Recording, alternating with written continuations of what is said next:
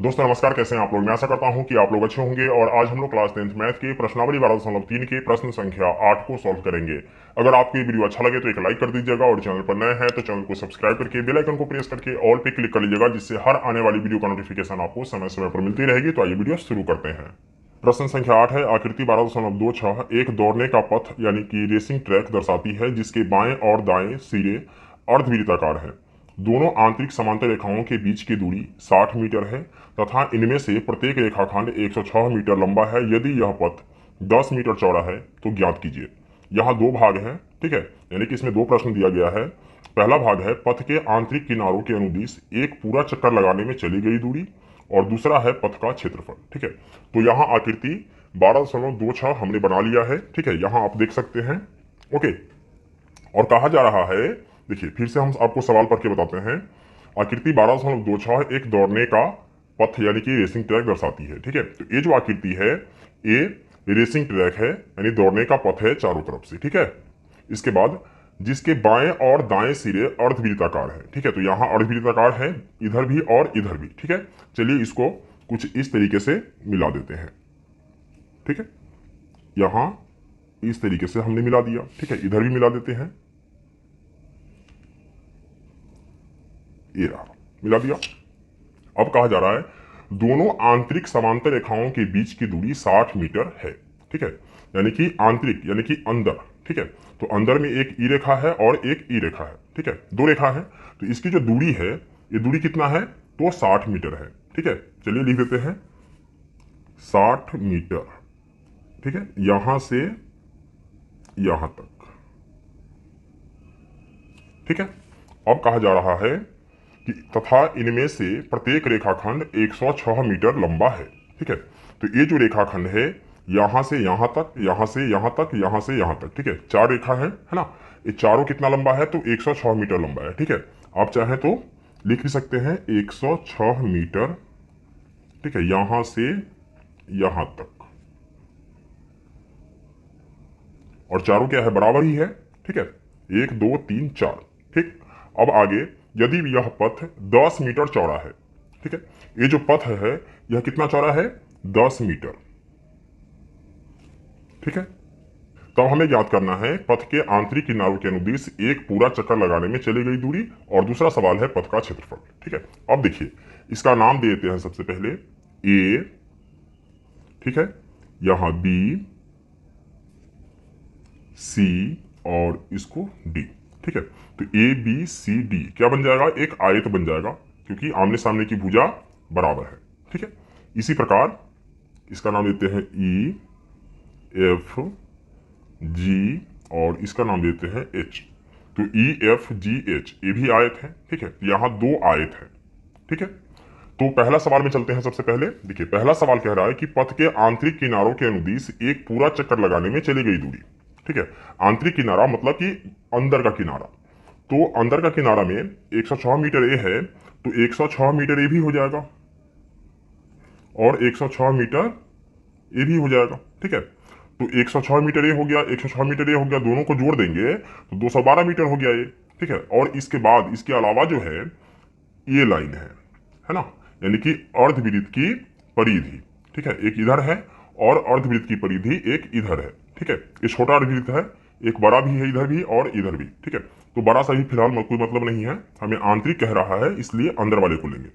और चूंकि लंबाई पूछ रहा है इसलिए हमें परिधि निकालना है, क्षेत्रफल नहीं निकालना है। क्षेत्रफल दूसरे सवाल में निकालना है। ठीक है, तो इसमें क्या करना है, सिर्फ परिधि लेना है।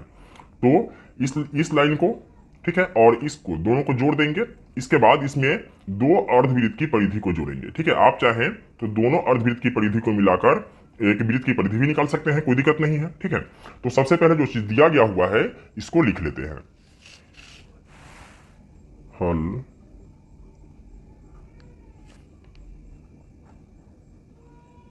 दिया है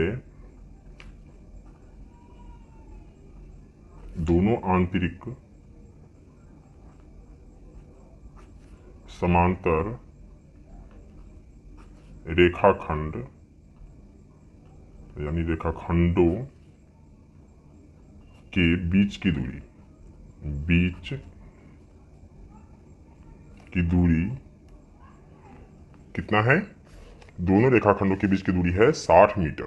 ठीक है, तो लिखेंगे 60 मीटर। ठीक, इसके बाद प्रत्येक जो रेखाखंड है इसकी लंबाई कितना है, 106 मीटर। ठीक है, तो लिखेंगे प्रत्येक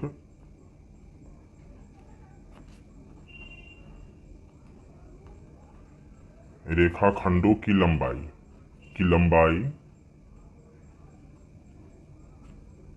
बराबर कितना है, 106 मीटर। ठीक है, और पथ की चौड़ाई कितना है, तो 10 मीटर। ठीक है, तो पथ की चौड़ाई कितना है, 10 मीटर। ठीक है, तो हमें क्या निकालना है, हमें निकालना है पथ के आंतरिक किनारों के अनुदिश एक पूरा चक्कर लगाने में चली गई दूरी, यही निकालना है। ठीक है, तो लिखेंगे भाग संख्या 1 पथ के आंतरिक किनारों के अनुदिश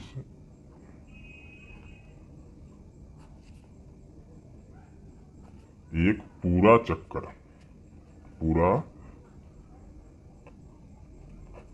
चक्कर लगाने में चली गई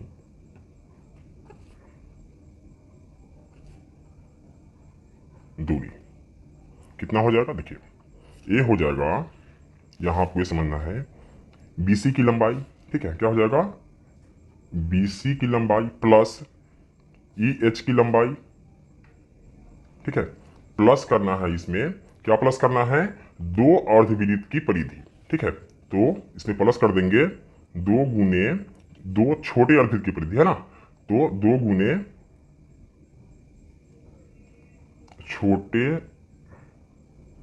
अर्धवृत्त की परिधि समझ में आ रहा है। ठीक है, तो बहुत ही आसान है ये सवाल। ठीक है, सिर्फ सवाल ही देखने में बड़ा लग रहा था, वैसे बनाने में बहुत ही आसान है। तो BC कितना है, इधर आते हैं, BC कितना है, 106, तो लिखेंगे 106 प्लस EH कितना है, तो 106 प्लस करना है 2 गुने छोटे अर्धवृत्त की परिधि। ठीक है, तो अर्धवृत्त की परिधि क्या होता है, देखिए वृत्त की परिधि होता है 2 पाई r, और अर्धवृत्त है इसलिए 2 से भाग दे देंगे। ठीक है, 2 से 2 कैंसिल हो जाएगा, तो क्या बचा, 2 गुने पाई r। ठीक है, 106 और 106 को जोड़ेंगे तो कितना आ जाएगा, 212। तो लिख देंगे यहाँ पे 212 प्लस 2 गुने पाई r। ठीक है, तो पाई का मान कितना होता है, 22/7 गुने r का मान क्या हो जाएगा, इसको समझिए। देखिए, चूंकि हम छोटे वाले अर्धवृत्त की परिधि निकाल रहे हैं, तो यहां से यहां जो है ये कितना है, 60 मीटर है, यहां केंद्र है, तो आधा कितना हो जाएगा, आधा हो जाएगा 30 मीटर। ठीक है, यानी कि इसका त्रिज्या जो है कितना हो जाएगा, 30 मीटर, तो यहां हो जाएगा 30। ठीक है, अब इसमें गुना करेंगे तो 212 प्लस, देखिए 22 गुना क्या हो जाएगा, 44, और 44 में गुना करना है 30 से। ठीक है, तो गुना कर लेते हैं, 44 में गुना करेंगे 30 से। ठीक है, तो 0 और 0 में 4 से गुना करेंगे तो ये भी 0 हो जाएगा।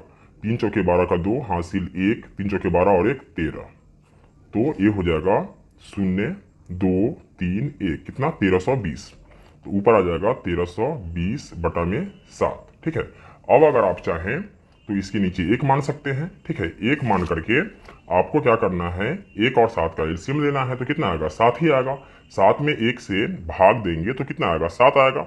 212 में 7 से गुना कर देंगे, 212 में 7 से गुना करेंगे तो 7 दूना 14 का 4 हासिल 1, 7 एकम 7 और 1 8, 7 दूना 14, कितना है, 1484।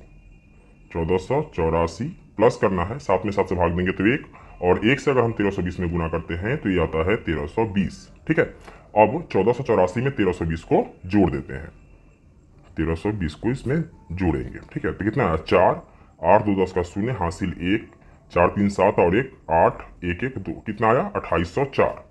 तो यहाँ लिख देते हैं 2804/7 मीटर। ठीक है, देखिए अब ये जो है ये मीटर स्क्वायर में नहीं होगा। क्यों नहीं होगा, क्योंकि हमने दूरी निकाला है। ठीक है, अगर क्षेत्रफल निकालते तब जाकर ये मीटर स्क्वायर में होता। ठीक है, और यही क्या हो जाएगा, इसका आंसर हो जाएगा, किसका, तो पथ के आंतरिक किनारों के अनुदिश एक पूरा चक्कर लगाने में चली गई दूरी क्या हो जाएगा, 2804/7 मीटर।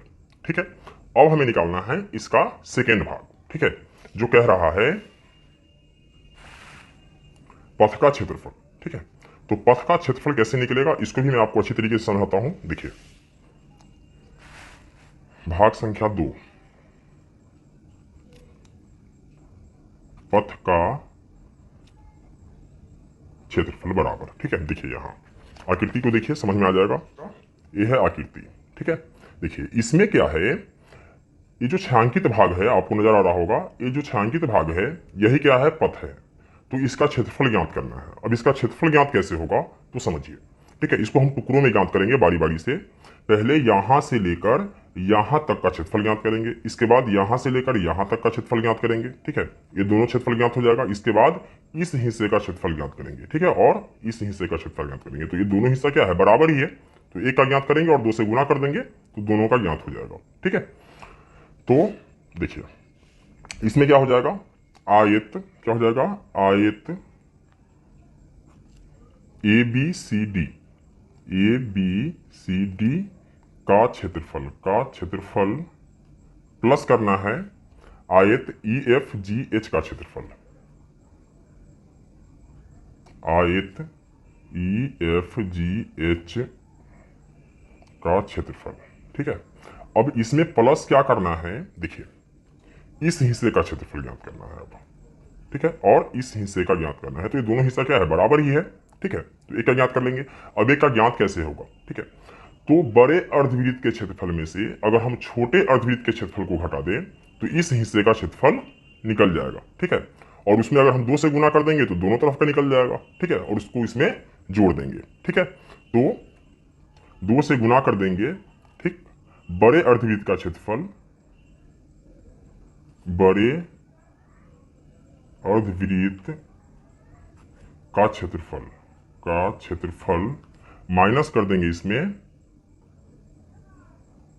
छोटे अर्धवृत्त का क्षेत्रफल, अर्धवृत्त का क्षेत्रफल। ठीक है, देखिए तो एबीसीडी का क्षेत्रफल कैसे निकलेगा, देखिए एबीसीडी क्या है, आयत है ना। तो आयत का क्षेत्रफल कैसे निकलता है, तो लंबाई गुने चौड़ाई। ठीक, तो लंबाई कितना है, 106 मीटर। कितना है, 106 मीटर लंबाई है। और चौड़ाई कितना है, चौड़ाई आप देख सकते हैं यहां से यहां तक कितना है, 10 मीटर। तो ये हो जाएगा 10 मीटर। प्लस करना है आयत ई एफ जी एच का क्षेत्रफल, तो इतना ये भी है। देखिए लंबाई कितना है, 106, और चौड़ाई कितना है, तो ये भी है 10 मीटर। ठीक है, तो ये हो जाएगा 106 गुने 10। ठीक है, अब दोनों आयत का क्षेत्रफल निकल जाएगा इससे। ठीक है, प्लस 2 गुने बड़े अर्धवृत्त का क्षेत्रफल। ठीक, तो अर्धवृत्त का क्षेत्रफल क्या होता है, देखिए वृत्त का होता है पाई आर स्क्वायर। वृत्त का क्या होता है, पाई आर स्क्वायर। और चूंकि ये बड़े वृत्त है तो इसको क्या करते हैं कि बड़े आर से सूचित कर देते हैं। ठीक है, तो बड़े आर का स्क्वायर पाई आर स्क्वायर, और अर्धवृत्त है इसलिए इसमें हम 2 से भाग दे देंगे तो आधा हो जाएगा। ठीक है, माइनस पाई छोटे आर का स्क्वायर, चूंकि ये छोटा अर्धवृत्त है, बटा में 2। ठीक, अब देखिए पहले इसका काम कर लेते हैं। ठीक है, तो ये हो जाएगा 106 में अगर हम 10 से गुना करेंगे तो ये हो जाएगा 1060, और ये भी हो जाएगा 1060। ठीक है, प्लस 2 गुने, इसका काम पहले कर लेते हैं।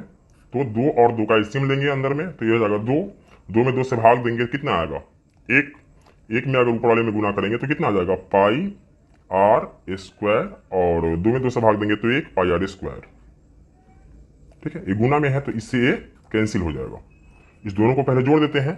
ठीक है, इसको जोड़ेंगे 1060 और 1060, 0 6 12 का 2 हासिल 1 और 1 1 2, कितना है 2120।